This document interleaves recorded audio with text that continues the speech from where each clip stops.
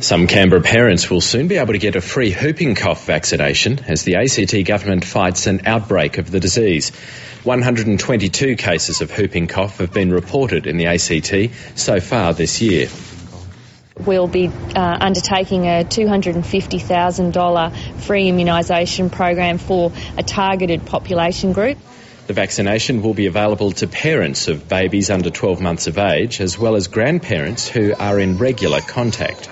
Unfortunately, there is no good antibiotic treatment to cover the disease, so the only protection we've got is vaccination of the children and vaccination of those around them to stop them passing on the infection.